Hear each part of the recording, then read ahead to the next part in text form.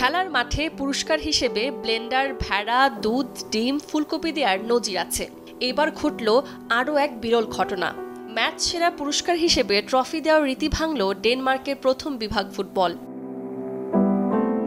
মঙ্গলবার নরসিল্যান্ডের বিপক্ষে ৩-২ গোলে জেতে সোনারইয়াস্কা club. Man of the match হন ২২ বছর বয়সী ম্যাক্সিম সৌলাস। সবাইকে চমকে দিয়ে তাকে দেয়া হয় ট্রে ভর্তি ৫৫ কেজি আলু। পুরস্কারের স্পন্সর গ্রাউন্ড হোপিং ট্যুরস।